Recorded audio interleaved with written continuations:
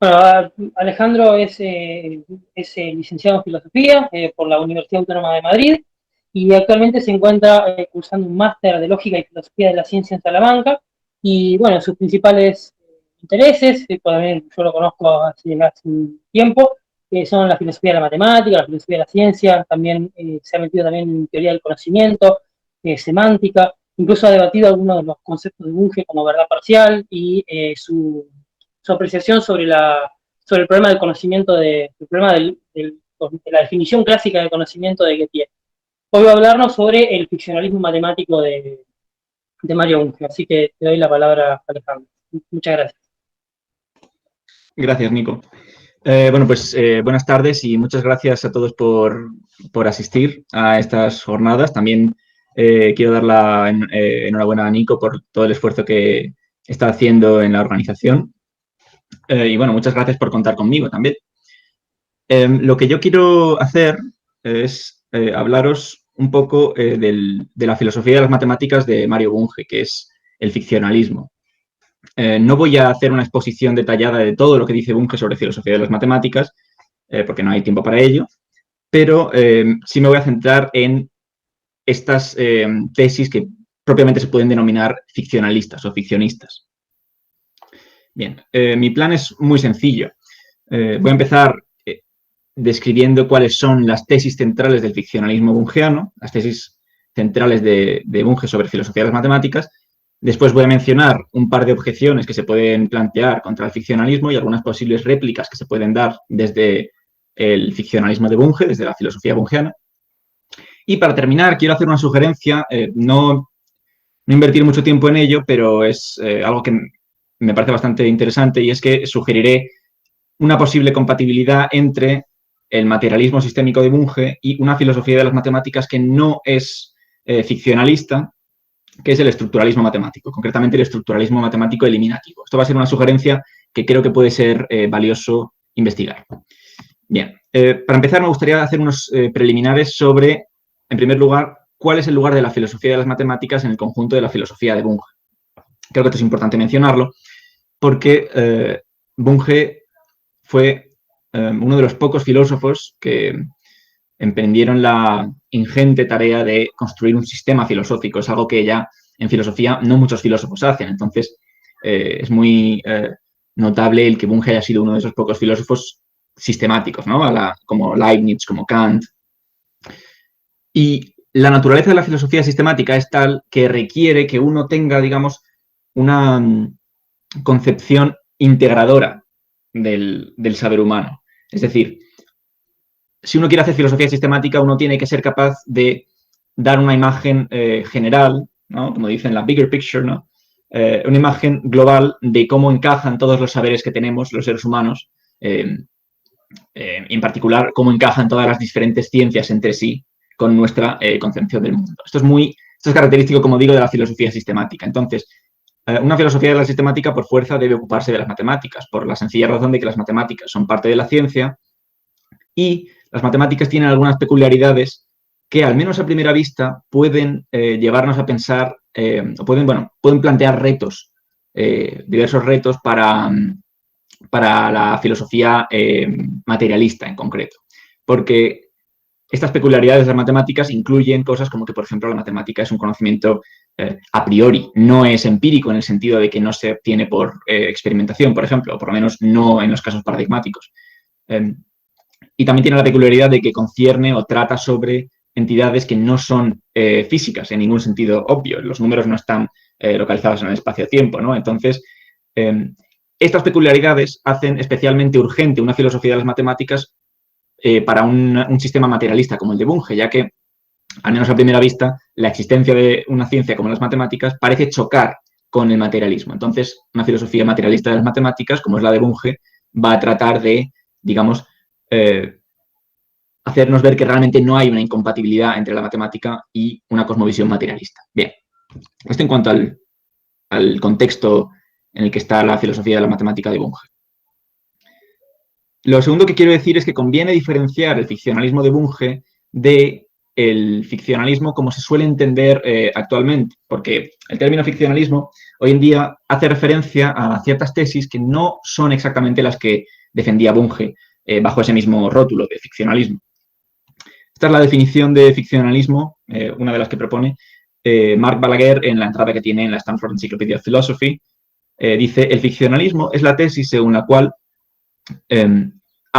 nuestras teorías matemáticas y nuestros enunciados matemáticos pretenden hablar sobre entidades abstractas, como los números, por ejemplo.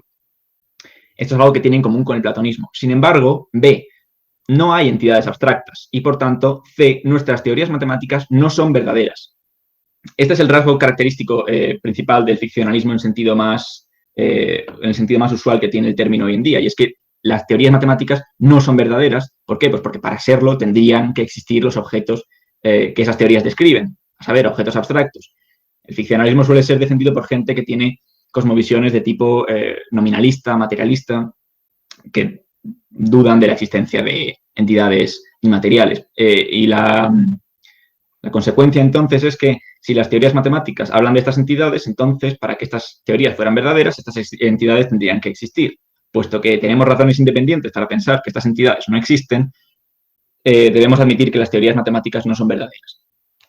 Este no es el sentido de ficcionalismo que emplea Bunge, lo quiero advertir, o por lo menos no se puede identificar completamente este ficcionalismo con el ficcionalismo que defiende Bunge. Creo que eso es conveniente apuntarlo para no caer en confusiones. Entonces, ¿cuáles son las tesis centrales del ficcionalismo de Bunge?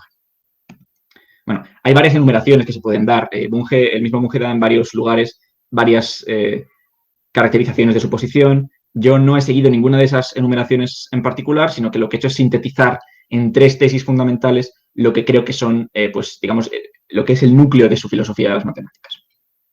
La primera tesis es que los objetos matemáticos no son materiales ni mentales. Es decir, no tiene sentido atribuir predicados físicos o mentales a los objetos matemáticos. No tiene sentido, por ejemplo, decir que el conjunto vacío está en un lugar y no en otro, por ejemplo, que el conjunto vacío pues, tiene una cierta masa, o que no la tiene tampoco, es decir, no tiene sentido. No es que sea falso decir que el conjunto vacío está aquí, sino que directamente no tiene sentido. Esto lo dice Bunge, esto lo formula Bunge diciendo que son constructos. Ahora voy a explicar ese término. Esta primera tesis la tiene en común Bunge con el platonismo. También los platónicos piensan que los objetos matemáticos no son ni materiales ni mentales. Un ejemplo famoso es Frege, que pensaba que los objetos matemáticos pertenecían a lo que él denominaba un tercer reino. El primer reino sería el de las entidades físicas, el segundo reino sería el de las ideas, o sea, los objetos mentales, como el dolor, y ese tercer reino sería pues, los objetos abstractos. La segunda tesis ya no es compatible con el platonismo, ya va, digamos, separando el ficcionalismo de Bunge de esa posición. Y la tesis es que los objetos matemáticos son construcciones humanas y, por tanto, dependen ontológicamente de la mente humana. O sea, no son entidades mentales, pero dependen ontológicamente de la mente humana, porque son los seres humanos los que fabrican, teorizando estas entidades, los números, los espacios, los conjuntos, las teorías, etc. Y la tercera tesis creo que se puede llamar platonismo fingido. En el tratado Bunge emplea, recuerdo, el término dualismo metodológico. Creo que hace referencia a lo mismo que quiero decir aquí, pero creo que el término platonismo fingido es más sugerente. Dice Bunge que al hacer matemáticas hacemos como si los objetos matemáticos existieran independientemente de la teorización sobre ellos. Es decir, hacemos como si la segunda tesis de esta enumeración fuera falsa. Es decir, el ficcionalismo de Bunge dice los objetos matemáticos no existen con independencia de la mente humana. Son entidades cuya existencia es dependiente de los matemáticos, de la mente de los matemáticos. Sin embargo, los matemáticos proceden como si esos objetos matemáticos existieran independientemente de la teorización que se hace sobre ellos. Así que lo que dice Bunge entonces es que la existencia de los objetos matemáticos es existencia fingida. Este es un término bastante pintoresco, lo emplea Bunge en el libro Epistemología de 1980 y ahora también lo voy a explicar. En las siguientes 2 diapositivas lo que voy a hacer es explicar 2 términos que aparecen en esta diapositiva que no son estándar. El primero es el de constructo y después el de existencia fingida. ¿Qué quiere decir Bunge con estas cosas? Bien, la noción de constructo es central en la filosofía de Bunge. Da varias caracterizaciones de esta noción, pero una de ellas está en el primer volumen del Tratado de Filosofía. Allí dice que si abstraemos de la ideación, que es un proceso concreto cerebral, y también abstraemos de la comunicación, que es un proceso físico concreto, obtenemos los constructos, como por ejemplo los conceptos, las proposiciones y los conjuntos de proposiciones, como por ejemplo las teorías. Esto no es una definición propiamente hablando, pero más bien es una enumeración de qué cosas son, por ejemplo, constructos y cuáles son las características que tienen. Es que son, digamos, entidades abstractas, ¿vale? Y que no se pueden identificar ni con los procesos mentales de teorización ni con los procesos mentales de comunicación, empleando símbolos, por ejemplo. Para entender mejor la naturaleza de los constructos, conviene atender a la diferencia o a las diferencias que plantea Bunge que hay entre los objetos materiales y los constructos. Es como la mejor manera que tenemos de caracterizar la noción es viendo cómo se diferencia de una noción más familiar, que es la de objeto material. ¿Qué diferencias hay entre los objetos materiales y los constructos? Bunge plantea dos tipos de diferencias principalmente. En el caso de los objetos materiales, su existencia es absoluta, es independiente del contexto. El Sol existe pues, independientemente de la astrofísica, independientemente de nuestras creencias sobre el Sol, es una cosa que existe y está ahí, ¿no? Y en segundo lugar, los objetos físicos son mutables, o sea, están pues, en constante cambio, ¿no? Y tienen efectos causales, interactúan con otros causalmente, se les puede pegar, pueden destruirse, etc. En contraste con estas dos características, los constructos tienen la peculiaridad de que son contexto dependientes, su existencia es contexto dependiente y que son inmutables. ¿Qué quiere decir que la existencia de los constructos sea contexto dependiente? Aquí Bunge da varios ejemplos. Uno de ellos es, por ejemplo, que, digamos, los números naturales, por ejemplo, existen en el contexto de la aritmética, pero no existen en el contexto, por ejemplo, de la teoría de las álgebras de Boole, por ejemplo. Este es uno de los ejemplos que él da, si no recuerdo mal. Y la idea viene a ser pues, que la existencia de un constructo es siempre relativa a una teoría. Un ejemplo más fácil de ver, tal vez. Hay muchas teorías de conjuntos, ¿vale? Hay muchas teorías axiomáticas de conjuntos desde principios del siglo XX se han desarrollado un montón. La más estándar es Zermelo-Frenkel. Y en Zermelo-Frenkel podemos demostrar, por reducción al absurdo, que no existe un conjunto universal. O sea, que no existe un conjunto que los contenga a todos, porque si existiera un conjunto que los contuviera a todos, pues podríamos derivar la paradoja de Russell. Entonces, en la teoría de conjuntos de Zermelo-Frenkel no existe un conjunto universal. Sin embargo, hay teorías de conjuntos que sí admiten conjuntos universales, como por ejemplo la teoría New Foundations de Quine. Ahí sí podemos demostrar que existe un conjunto que los contiene a todos. Entonces, no se puede decir en términos absolutos ni que el conjunto universal exista ni que no exista. Existe en una teoría y no existe en otra. Eso es lo que quiere decir que la existencia de los constructos es contexto dependiente, que no es como la existencia del Sol, sino que debe ser siempre relativizada a las teorías matemáticas relevantes en cada caso. Y en segundo lugar, son inmutables. Esto es básicamente lo que decía antes. Uno no puede cocinar el conjunto universal, ¿vale? Uno no puede medirlo, medir su temperatura, por ejemplo, porque es absurdo siquiera adscribir la temperatura a estas entidades. Además, una característica que tienen los constructos es que en su caso es ser concebible, por así decirlo. O sea, la existencia de los constructos, por ejemplo, los números, consiste en que pertenezcan a teorías en las que los seres humanos, los matemáticos en particular, puedan pensar. Esto es básicamente análogo a lo que los escolásticos decían sobre los entes de razón. Y Bunge, de hecho, reconoce esta analogía. Él piensa que sus constructos son parecidos a lo que decían los antiguos de los entes de razón. Bien. El segundo término que quería clarificar era el de existencia fingida. ¿Qué quiere decir que en matemáticas hagamos como si existieran los objetos matemáticos, independientemente de nosotros? Esto es lo que dice Bunge en el tratado, es el volumen 7. Dice, para propósitos matemáticos y filosóficos debemos pretender, hacer de cuenta de que tales objetos, a saber, los matemáticos, existen formalmente. Es decir, cuando hacemos matemáticas o metamatemática, procedemos como si fuéramos platónicos. Fingimos que los objetos matemáticos y las fórmulas sobre ellos existen autónomamente, existen independientemente de nosotros y por sí mismas. Lo que no está claro es cómo interpretar esto de hacer como si existieran. Porque esto es algo que, por lo menos a mí me da la impresión que no es algo que hacemos con otros tipos de ficciones, como por ejemplo las ficciones artísticas. Cuando leemos una novela, no hacemos como si existieran los personajes de la novela. Lo que ocurre en nuestra mente, yo no sé muy bien lo que es, pero es algo distinto a hacer como si existieran. Entonces, ¿qué quiere decir esto de que en matemáticas hacemos como si fuéramos platónicos? Hacemos como si existieran estas entidades. Bunge da algunos ejemplos bastante ilustrativos y que yo creo que aclaran lo que quiere decir con esto.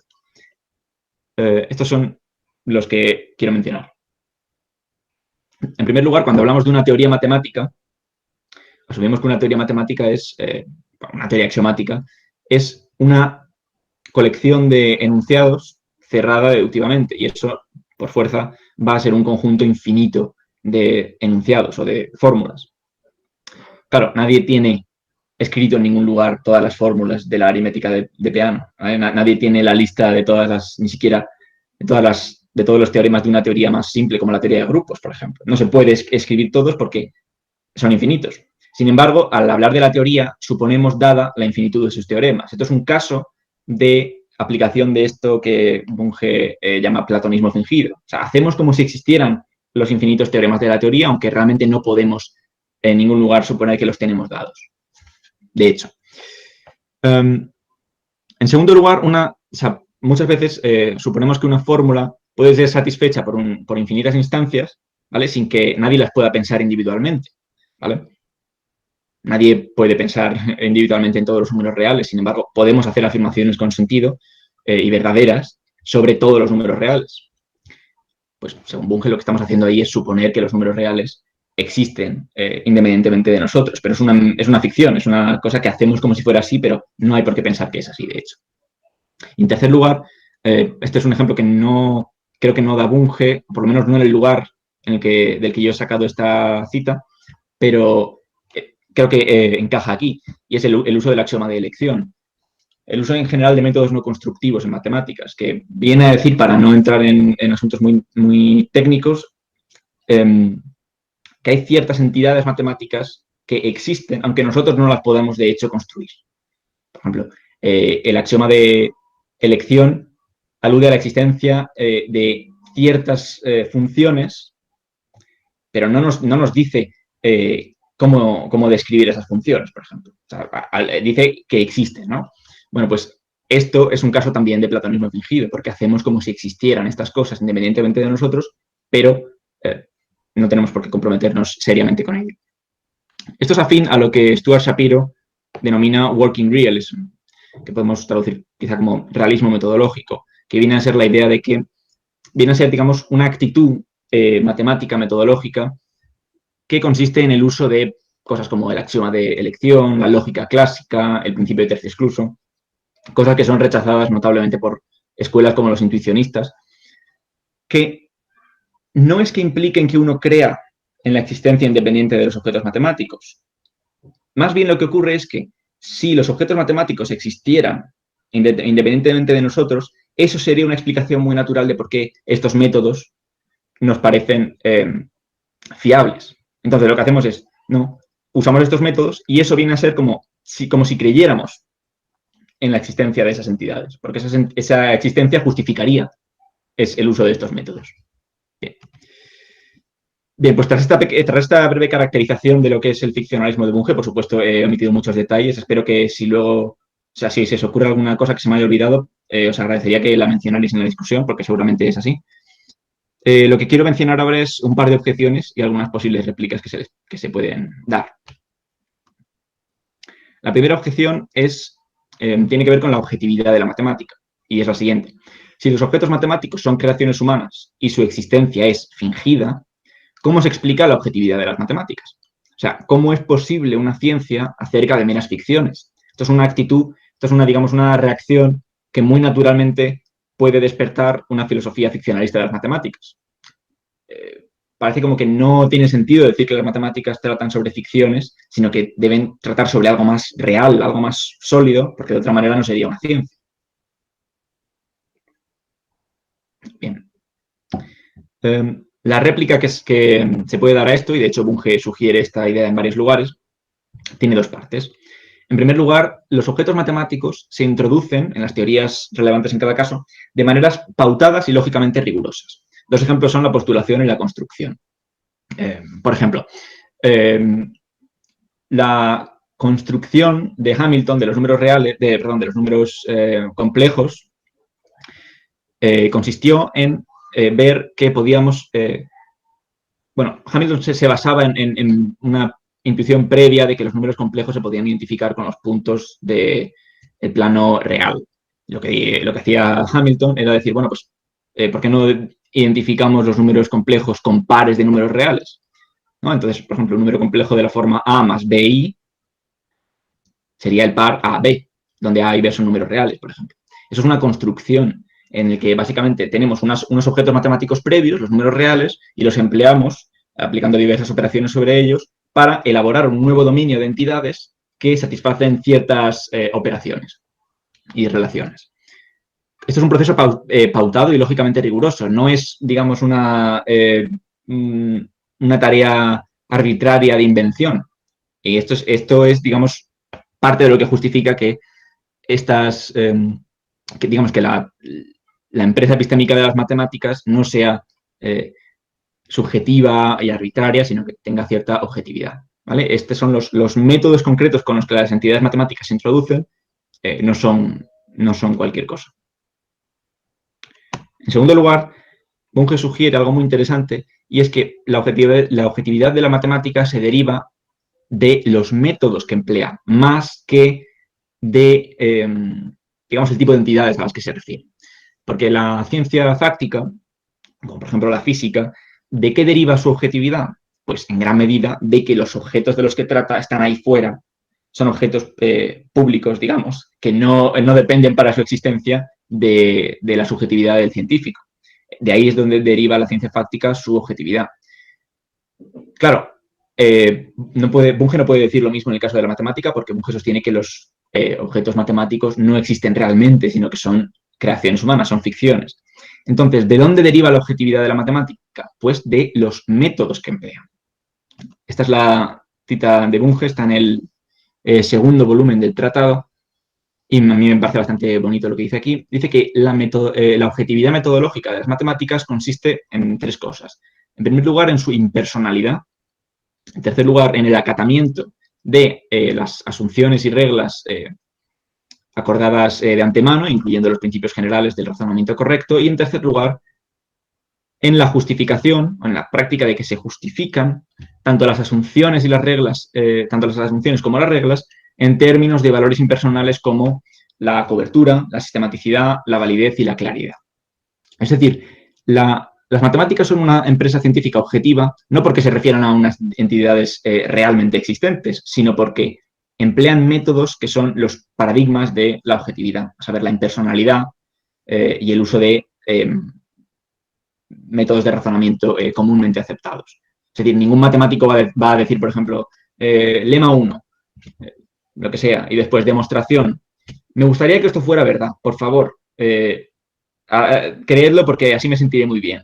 Eso sería absurdo, eso nunca se aceptaría, ¿no? Es decir, eso sería apelar a valores personales, ¿no? Y evidentemente no tiene cabida en la ciencia. Entonces, de aquí es de donde deriva la objetividad matemática, así que el ficcionalista no tiene nada que temer en cuanto a la objetividad. Bien, la segunda objeción tiene que ver con la aplicabilidad, es la objeción más poderosa tal vez. Y es, si los objetos matemáticos no existen realmente, ¿cómo se explica que las matemáticas puedan ser aplicadas con tanto éxito al mundo real? Esto es una versión de lo que en la literatura se conoce como el argumento de indispensabilidad, que se debe a diversos autores, notablemente a Frege, Quine y Putnam, principalmente Quine y Putnam. Para responder a este argumento, por supuesto, haría falta decir mucho, así que lo que voy a decir es simplemente lo que puede ser un plan de réplica a esta objeción desde el punto de vista del materialismo de Bunge. En primer lugar, hay que aclarar que esto de la aplicabilidad de las matemáticas al mundo real es una cosa muy heterogénea. ¿vale? No se puede decir en abstracto que las matemáticas se aplican con éxito al mundo real porque esas aplicaciones son muy diversas. Hay muchos tipos de aplicaciones de las matemáticas al mundo real. Desde lo más básico, que puede ser la medición directa, a cosas tan complejas como, yo qué sé, representar un sistema pues, con múltiples variables numéricas. Así que la explicación de la aplicabilidad de las matemáticas al mundo real debe hacerse caso por caso. Esta es la primera aclaración que hay que hacer. Y en segundo lugar, quiero mencionar un caso particular de cómo el ficcionalismo puede dar cuenta de la aplicabilidad de las matemáticas. Y es el caso de la medición. En el caso de la medición, el ficcionalismo encaja perfectamente con lo que Balaguer ha denominado la concepción representacional de la aplicabilidad. Esto es algo que sugiere Bunge en varias ocasiones, aunque no dice exactamente lo mismo que Balaguer, que lo que Balaguer llama la concepción representacional de la aplicabilidad, pero creo que es, en esencia, es bastante parecido. También Romero, en su libro Filosofía científica, que mencionaba antes el profesor Quintanilla, también sugiere la misma idea. No tengo mucho tiempo, la verdad, pero un ejemplo concreto de cómo funciona la concepción representacional de la aplicabilidad es la metrización de la longitud, es decir, la definición de escalas para medir la longitud. Supongamos que tenemos un conjunto de barras rígidas y que tenemos dos nociones cualitativas definidas sobre ellas. En primer lugar, una relación empírica, que es la de tan largo como, que es una relación de equivalencia entre barras. Hay problemas con la transitividad, pero bueno, se puede conceder que es una relación de equivalencia. Y después una relación empírica, que es la de igual o más largo que. Estas son nociones no matemáticas, son nociones empíricas para cuya constatación no necesitamos el dominio de ningún concepto específicamente matemático. Y, en tercer lugar, una operación empírica de concatenación. Esto es bastante familiar. Estas son cosas que podemos hacer con barras rígidas. Bien, la medición de la longitud de las barras es una asignación de números reales a las barras que representa matemáticamente el comportamiento empírico de la operación de concatenación y de las relaciones más largo que y igual o más largo que. Entonces, ¿qué dice la concepción representacional de la aplicabilidad en este caso? Bueno, pues lo que hacemos es, con una serie de axiomas, definimos cómo se comportan cualitativamente estas nociones de mayor longitud, misma longitud y concatenación de barras. Esto se puede hacer, lo han hecho varios autores. Sapis fue, creo que, uno de los primeros que encontró los axiomas relevantes, y Helmholtz también se había anticipado a ello. El caso es que describimos con un sistema axiomático cómo funciona esta estructura y a partir de esto definimos una función que va del dominio de esa estructura, a saber, las barras rígidas, a los números reales, de tal manera que se satisfagan ciertas condiciones. En el caso de la medición extensiva de la longitud, estas condiciones son dos. La primera es que, a ver, no quiero pasar, o sea, no tengo mucho tiempo, pero tampoco quiero dejar los detalles así en el aire. La primera condición es que, bueno, pues si una barra X es más larga o igual de larga que una barra Y, entonces, bueno, sí, solo sí, el valor asignado por la escala de medición a X es mayor o igual que el valor asignado a Y. Esto lo que quiere decir es que de la relación matemática entre números de mayor o igual, está representando la relación empírica cualitativa entre barras de más largo o igual de largo. Y la segunda condición que se tiene que satisfacer es la de aditividad. A saber, el valor numérico asignado a la concatenación de dos barras debe ser la suma de los valores asignados a cada una de ellas. Es decir, esto es parte de lo que se conoce como la teoría representacional de la aplicabilidad. Nos viene a decir que podemos medir objetos en el mundo porque los objetos en el mundo tienen una estructura que puede ser representada adecuadamente con conceptos matemáticos, con la suma para representar la operación de juntar barras o cualquier otro objeto rígido, y la noción de mayor o igual que para representar la relación cualitativa de excedencia, de mayor o igual longitud. Ejemplos de funciones de este estilo son, por supuesto, pues las escalas de metros, centímetros, etc. Para más detalles, la Biblia sobre estos asuntos es el tratado de Foundations of Measurement, que es el que yo he usado para estas consideraciones. Tenéis la referencia completa en la bibliografía que luego os voy a poner. Bien, quiero terminar la presentación con una propuesta tentativa. Bueno, primero me gustaría mencionar qué es lo que se desprende de todo lo anterior, que no sé si ha quedado del todo claro. Lo que he hecho aquí es analizar un caso concreto muy sencillo, tal vez el más sencillo de todos, de aplicación de las matemáticas al mundo real, ¿vale? Que es la medición de la longitud. Es evidentemente un caso poco sofisticado de aplicación de las matemáticas, pero es claramente un caso de aplicación de las matemáticas. Estamos empleando el análisis real para representar un cierto aspecto del mundo empírico, a saber, la longitud. ¿Cuál es la idea? La idea es que el ficcionalismo de Bunge puede adoptar la concepción representacional de la aplicabilidad manteniendo la idea de que los objetos matemáticos, en este caso los números reales, no tienen una existencia independiente, porque no hay nada en la teoría representacional de la aplicabilidad que requiera apelar a los números como entidades platónicas que existen de alguna manera inmaterial.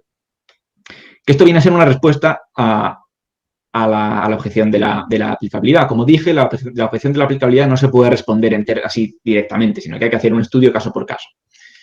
Pero una intuición que hay detrás, o digamos una motivación que suele haber detrás del platonismo, es la idea de que, bueno, si las matemáticas se aplican con tanto éxito al mundo, o sea, si podemos usar los números para describir con tanto éxito cosas del mundo, no debe ser que los números están ahí detrás, sosteniendo, digamos, como detrás de la materia, la estructura de la realidad, ¿no? No es como si los números, digamos, fueran los responsables de estas cosas.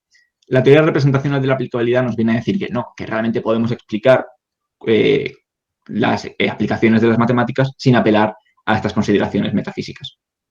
Esto es lo que esta es mi sugerencia de cómo se podría responder la objeción de la aplicabilidad al ficcionalismo.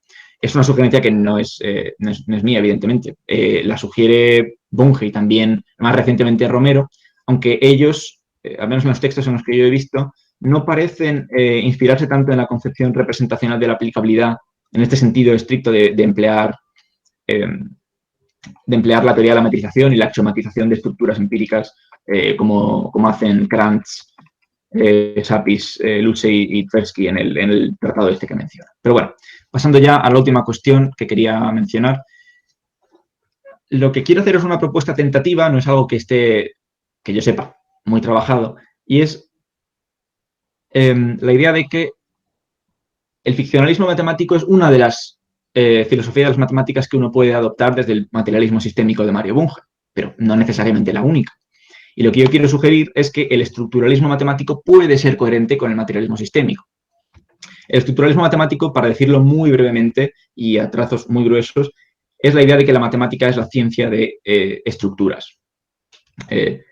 La idea fundamental la definen Shapiro y Hellman de la siguiente manera. Dicen, el tema central del estructuralismo es que lo que importa en una teoría matemática no es la estructura interna, no es la naturaleza interna de sus objetos, sean números, funciones, puntos, regiones, conjuntos, lo que sea, sino cómo esos objetos se relacionan unos con otros.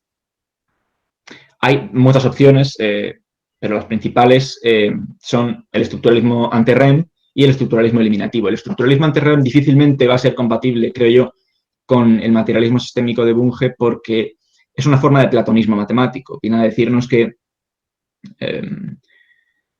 los números, por ejemplo, son lugares en la estructura de la serie de los números naturales. Y los lugares se entienden como entidades abstractas que existen con independencia de la teorización sobre ellos.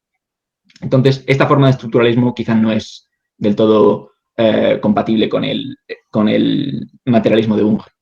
Sin embargo, creo que el estructuralismo eliminativo sí podría serlo. El estructuralismo eliminativo básicamente no requiere postular objetos específicamente matemáticos, ¿vale? La idea es que las matemáticas estudian las propiedades generales de ciertos tipos de sistemas relacionales. La mejor manera de ilustrar esto es yendo a un caso concreto, como la aritmética. La aritmética de números naturales no debe verse tanto como una ciencia que estudie unos objetos determinados que están ahí, ¿no? Los números naturales, el 0, el 1, el 2, el 3. No, sino que lo que estudia es la estructura de las omegasecuencias en general. una omega secuencia es básicamente un sistema que satisfaga los axiomas de Peano de segundo orden, que son los axiomas que se suele pensar que definen los números naturales.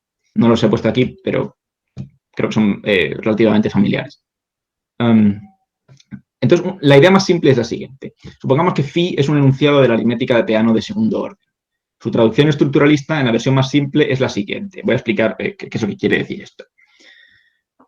Bueno, en primer lugar, ¿por qué requerimos que la aritmética de Peano sea la de segundo orden? Porque, como es sabido, la aritmética de segundo orden es categórica y, por tanto, puede verse plausiblemente como describiendo una estructura.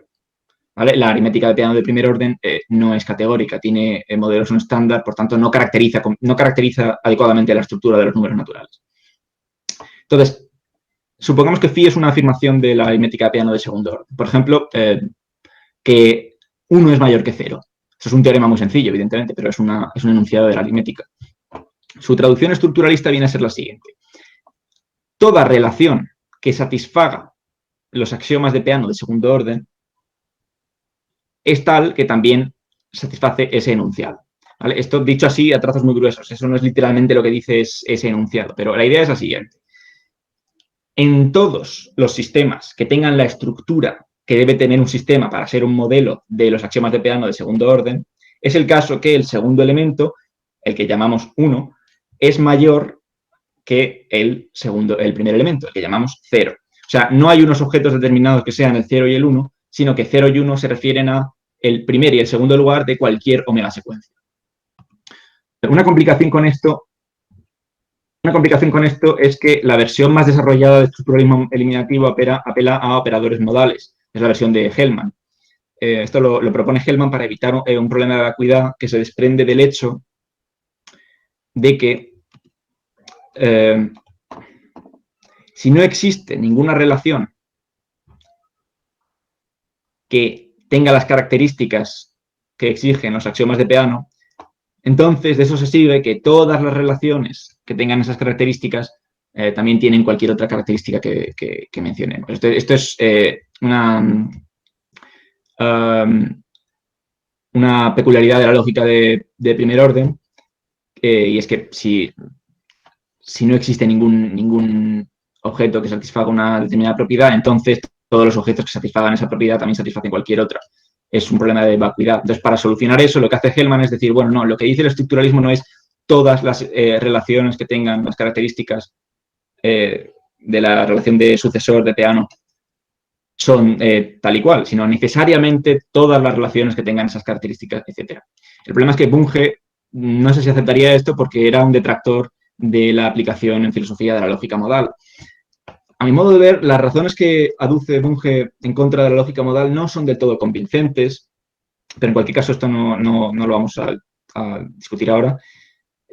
No obstante, cabe una solución alternativa, y es adoptar la versión simple del estructuralismo eliminativo, a saber, la que mencionaba en la diapositiva anterior, decir que 1 es mayor que 0 es simplemente decir en todas las estructuras que satisfagan, en todos los sistemas que satisfagan los axiomas de Peano de segundo orden, es el caso que el primer elemento es mayor que el segundo. Quedarse con esa versión simple, teniendo en cuenta lo que Bunge defendía en numerosos lugares acerca del carácter ontológicamente neutral de la cuantificación. Como seguramente sabéis, lamento no poder mencionarlo aquí, pero es algo relativamente familiar, Bunge negaba, y yo creo que en esto tenía razón, que el cuantificador existencial de la lógica de primer orden, o de la lógica de segundo orden, representara el concepto de existencia.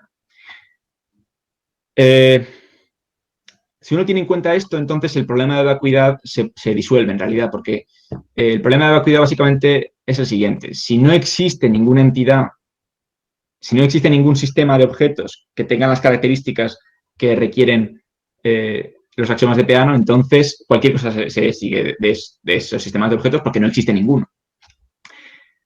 Lo que diría Bunge es un error pensar que este cuantificador representa la existencia. Por tanto, el problema de vacuidad directamente no surge, porque si no existieran ninguna serie infinita de objetos que tengan la estructura de los números naturales, de ahí no podemos inferir que todas las estructuras de objetos que tengan todos los sistemas de objetos que tengan esa estructura satisfacen cualquier cosa que se nos ocurra. Entonces, esto podría ser una solución.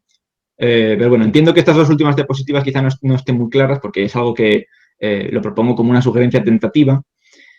Pero vamos, mi idea es que si uno hace estos pequeños arreglos y estas pequeñas, digamos, jugadas argumentativas, uno podría llegar a concluir que el estructuralismo eliminativo puede ser compatible con la filosofía materialista de Bunge. Yo creo que eso es algo interesante para investigar y, y podría arrojar luz sobre varios aspectos de la filosofía de las matemáticas y podría ser incorporado al proyecto más general de la filosofía científica de Bunge, que, como el profesor Quintanilla, yo también considero que es la mejor manera de hacer filosofía. Así que bueno, esto es una sugerencia tentativa que está quizá muy toscamente expuesta aquí, pero creo que puede ser interesante explorarla. Bien, estas son las referencias de los textos que he citado en la presentación y nada más. Muchas gracias por vuestra atención.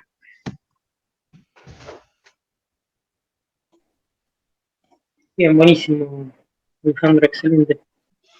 Muy, muy interesante. Bueno, hay algunas preguntas y yo también tengo algunas cuestiones que me gustaría aclarar. Dice, en relación a lo que decías sobre que los objetos son inmutables, alguien pregunta si sobre los constructos que son inmutables, si en realidad estos no mutarían dentro de ciertos contextos o de acuerdo a las dinámicas de comunidades de investigadores, por ejemplo. Vale. Supongo que en lo que está pensando quien hace la pregunta es en que hacemos afirmaciones como, por ejemplo,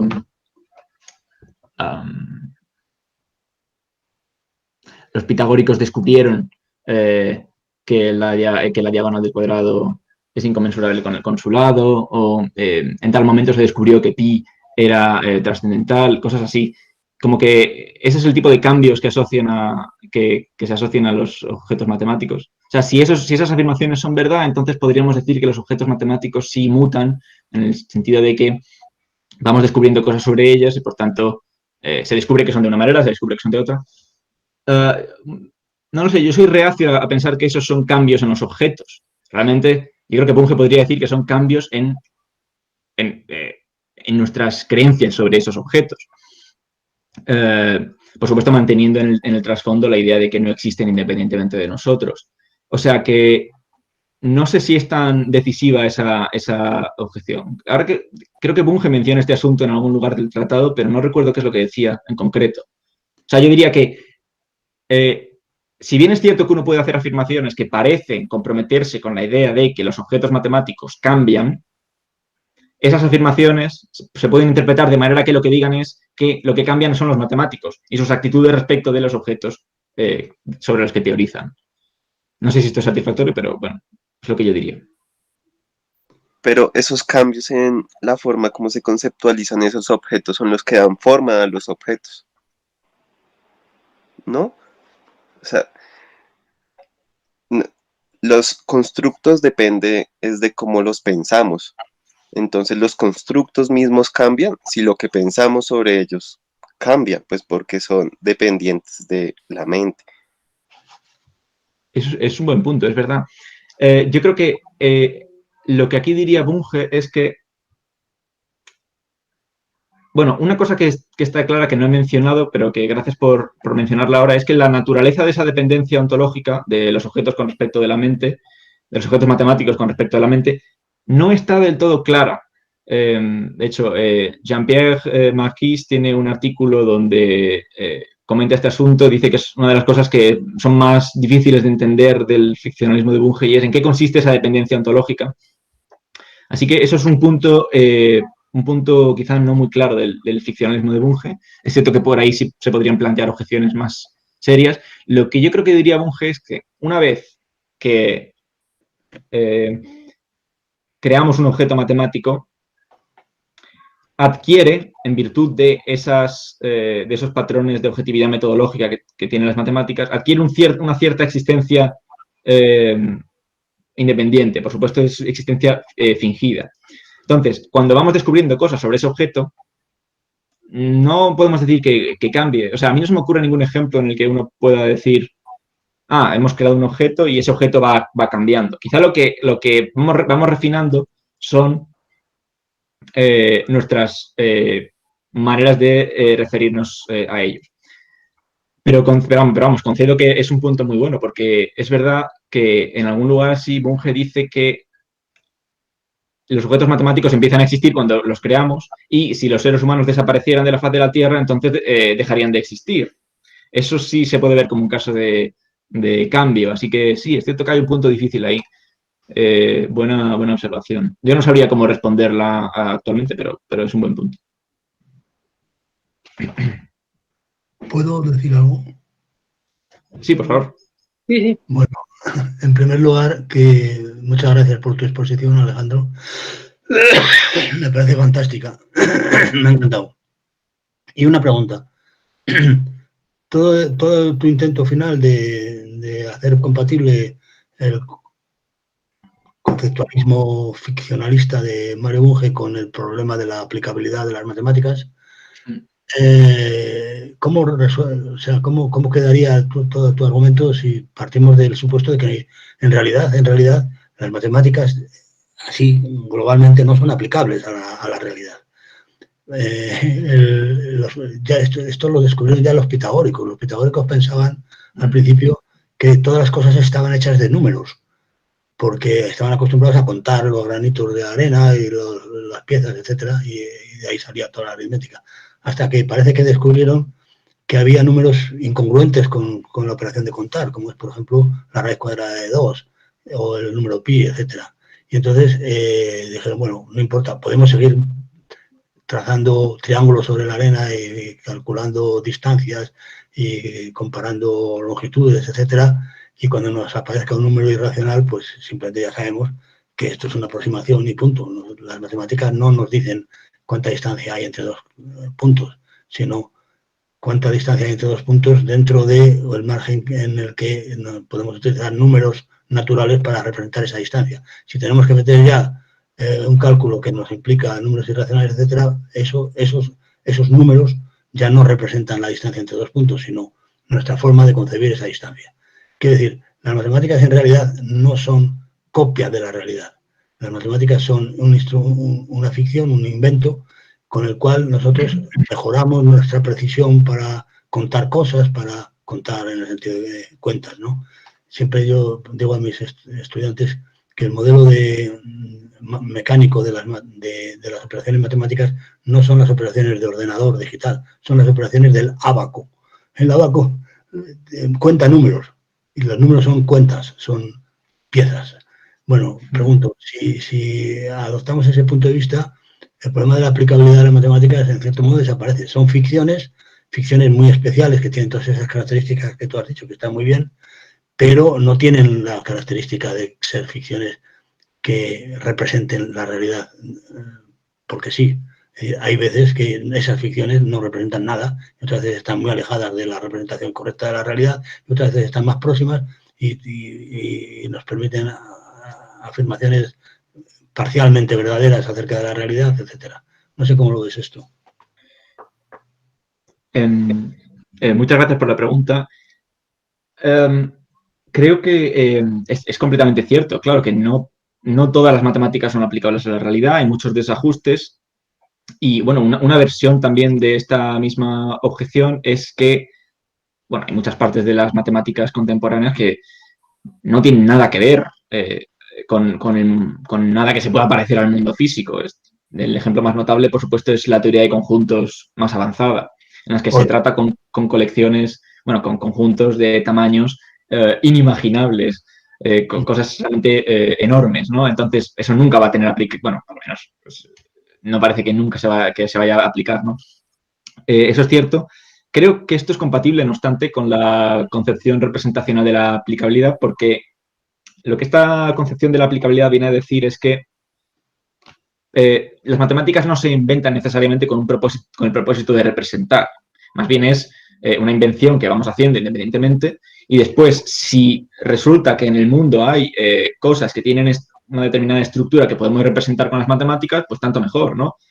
Aprovechamos esas teorías matemáticas que ya habíamos inventado y las aplicamos a estas cosas. Muchas veces habrá desajustes o no. Entonces, sí, claro, no todas las matemáticas son aplicables. No todas las matemáticas, desde luego, se inventan con el propósito de aplicar, de ser aplicadas. Lo que ocurre más bien es, y en este sentido creo que el ejemplo paradigmático es la geometría y las geometrías euclidianas que empezaron a surgir durante el siglo XIX. Primero surgen como sistemas pues, relativamente especulativos, no soy un experto en esto, así que no puedo decir mucho, pero surgen de una manera más o menos especulativa, sin una intención directa de ser aplicadas, y a posteriori, después sí se descubre que se pueden aplicar en algunos dominios. En la relatividad, por ejemplo, ¿no? Entonces, estoy de acuerdo con lo que has mencionado de que no todas las matemáticas, desde luego, son aplicables y que no representan por sí mismas la realidad. Más bien es que las inventamos primero y después, si podemos aplicarlas para representar, las aplicamos. Digamos, la intuición básica de la teoría representacional de la aplicabilidad es por qué se pueden aplicar cuando se aplican. Es decir, por qué las matemáticas se pueden aplicar cuando, de hecho, funcionan. Y la idea es que el mundo exhibe realmente el tipo de estructuras que se pueden representar matemáticamente. Por ejemplo, órdenes lineales. En el caso de la longitud, órdenes parciales, órdenes lineales, son el tipo de estructuras que admiten un tratamiento matemático riguroso, porque también tenemos órdenes lineales en los números reales. Entonces, podemos usar esas estructuras que tenemos en los números reales como para representar, ¿no? Para obtener ahí como una especie como de imagen de lo que es el mundo. Y desde luego es más fácil manipular números reales, porque tenemos símbolos para ellos, que manipular los objetos que vamos a medir con ellos. Así que no es sorprendente que prefiramos representar el mundo con matemáticas que directamente en términos cualitativos. Esto es lo que se me ocurre decir, pero claro, has planteado algunas cosas que claro, yo creo que requerirían mucha más discusión. Y no sé si hay tiempo para ello, pero muchas gracias por la pregunta. No sé si esto responde realmente a lo que has preguntado. Gracias a ti, sí, no, muchas gracias por tu respuesta. Y bueno, yo creo que es un tema que hay que hablar mucho de él, pero está muy bien. Lo que has planteado me parece muy interesante. Simplemente creo que también deberíamos verlo a la luz de una idea que está también en el realismo crítico de Mario Bunge, y es la idea de que cuando decimos que una proposición es verdadera, o también que una estructura de la realidad está representada mediante una estructura matemática, cuando estamos diciendo eso, estamos diciendo que es una conjetura, es decir, lo que estamos es conjeturando que nuestras matemáticas representan parcialmente las estructuras reales. Y eso es suficiente para dar cuenta de la importancia de las matemáticas en el conocimiento científico. No hace falta suponer que, la teoría de cuerdas, por ejemplo, es una teoría matemática que no tiene, parece ser, ninguna implicación empírica, por eso no se puede justificar como una representación física de la realidad física, ¿no? Pero es una buena aproximación a determinados fenómenos empíricos. Bueno, pues esto ocurre en general con las matemáticas. La hipotenusa de un triángulo rectángulo es un número de lados iguales, es raíz cuadrada de 2, y raíz cuadrada de 2 es un número imposible. Pero es una buena aproximación para cuando hacemos una medición de un triángulo en el suelo para construir una pirámide, y nos da una aproximación bastante suficiente. Las proposiciones que podemos emitir respecto a las propiedades de la pirámide real son verdades aproximadas por las matemáticas, no son proposiciones matemáticas. Yo creo que eso es interesante, es poner en relación el conceptualismo de Bunge con el realismo hipotético, digamos, o científico. No sé, es una sugerencia, pero de todas maneras es muy interesante lo que has hecho. Sí, de hecho, esa es una de las claves de la filosofía de Bunge, la idea de que la verdad es, en ciencia, en la mayoría de los casos, parcial. Ese es uno de los asuntos.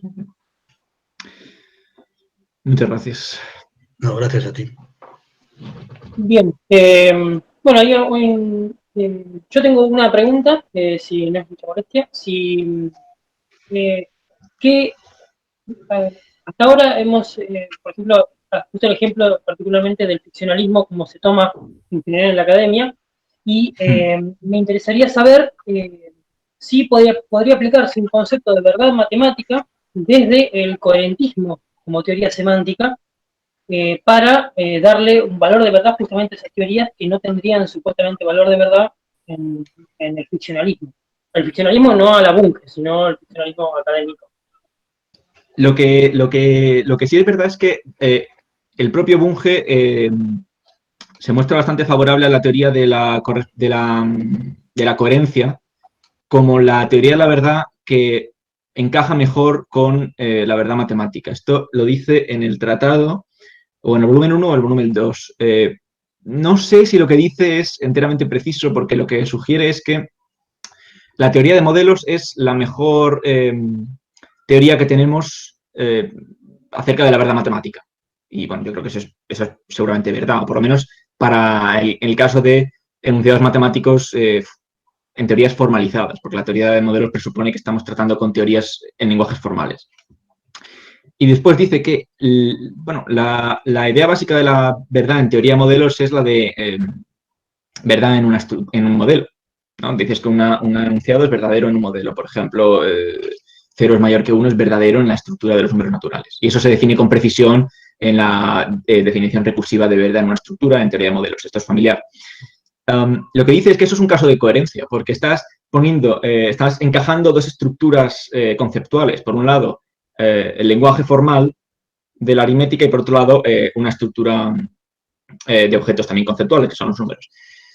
Eso en cuanto a Bunge. Ahora, en cuanto al ficcionalismo contemporáneo, ¿qué dirían sobre la teoría de la verdad como coherencia? A ver, no he leído todo lo central sobre el ficcionalismo contemporáneo, pero un representante bastante notable recientemente, aunque no sé si ha cambiado sus opiniones últimamente, pero yo he leído, por ejemplo, algunos artículos de Marc Balaguer donde defiende, frente a algunas objeciones, el ficcionalismo en sentido más usual, la idea de que los enunciados matemáticos no son verdaderos, son falsos, ¿vale? Porque no existen las entidades a las que se refieren. Pero yo creo que dirían que el tipo de verdad de las matemáticas sería más por correspondencia, de nuevo por apelar a la teoría de modelos. ¿Vale? Y por eso decía que la idea de Bunge no era del todo precisa, en mi opinión, porque la teoría de modelos, si a algo se parece, más bien es a la teoría de la verdad como correspondencia, más que la verdad como coherencia, creo, pero esto es discutible. Entonces, lo que preguntas no sé muy bien cómo responderlo, la verdad. Habría que ver en cada caso qué dice cada ficcionalista, pero yo creo que la dificultad es que los ficcionalistas actuales en general piensan que las matemáticas son falsas. Es decir, los enunciados matemáticos son, literalmente hablando, falsos. Entonces, no creo que necesiten una teoría de la verdad, dado que no creen que haya verdad matemática. Lo que sí necesitan es una teoría de la objetividad matemática. Pero para eso no necesitas, o para eso no surgen el mismo tipo de alternativas que en la teoría de la verdad, ¿no? El coherentismo, correspondentismo, etcétera. Entonces, creo que eso es lo que diría. Vamos, sé que esto no es nada satisfactorio, pero bueno, es lo que se me ocurre. Sí, igual está perfecto. Me has respondido, digamos, qué opinaban, al menos los que has leído sobre el ficcionalismo en relación al coherentismo. Bueno, no tenemos más tiempo, así que nada, muy agradecido, Alejandro, por tu intervención y por la presentación que has dado, y las preguntas también fueron muy interesantes. Así que nada, muchas gracias y bueno, te agradezco mucho. Gracias a vosotros.